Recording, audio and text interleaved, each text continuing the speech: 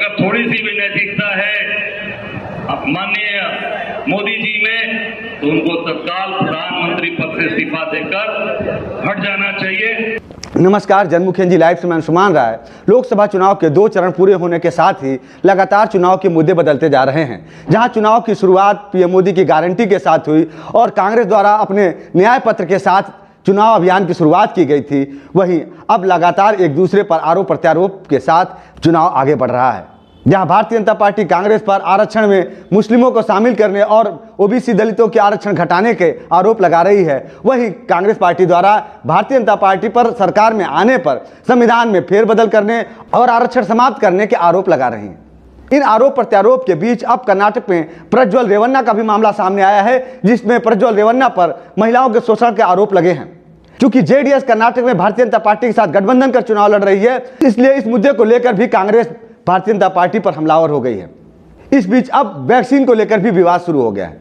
दरअसल भारत में कोविड की वैक्सीन बनाने वाली कोविशील्ड की विदेशी पार्टनर एस्ट्राजेनेका ने ब्रिटेन की अदालत में स्वीकार किया है कि उसकी वैक्सीन के साइड इफेक्ट होते हैं और उससे खून के थक्के जमने की बीमारियां हो सकती हैं। ब्रिटेन की अदालत में कोविशील्ड की सहयोगी कंपनी एस्ट्राजेनेका के इस स्वीकारोक्ति के बाद भारत में राजनीति तेज हो गई है। आज वाराणसी में कांग्रेस के प्रदेश अध्यक्ष और वाराणसी से प्रधानमंत्री नरेंद्र मोदी के खिलाफ उम्मीदवार अजय राय ने भी प्रधानमंत्री के इस्तीफे की मांग की। उन्होंने आरोप लगाया कि भारतीय जनता पार्टी ने 55 करोड़ के बांड लेकर कोविशील्ड को देश भर में लोगों को लगवाया और इस कोविशील्ड का ही देश भर में भी असर देखा जा रहा है। जो अचानक सडन डेथ की घटनाएं हो रही हैं, इसके लिए कहीं ना कहीं कोविशील्ड की वैक्सीन जिम्मेदार है। उन्होंने कहा कि कोविशील्ड की वैक्सीन के चलते भारत में बहुत सारे लोगों की अचानक मौत हुई है और इसके चलते प्रधानमंत्री को देश के लोगों से माफी मांगनी चाहिए और उन्हें अपने पद से इस्तीफा दे देना चाहिए।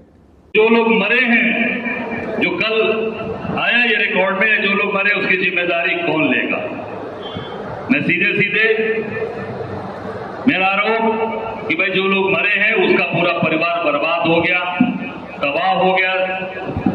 जिसमें अगर थोड़ी सी भी नैतिकता है माननीय मोदी जी में, तो उनको तत्काल प्रधानमंत्री पद से इस्तीफा देकर हट जाना चाहिए और राजनीतिक जीवन छोड़ना चाहिए। उसके लिए पूरे देश से क्षमा मांगनी चाहिए।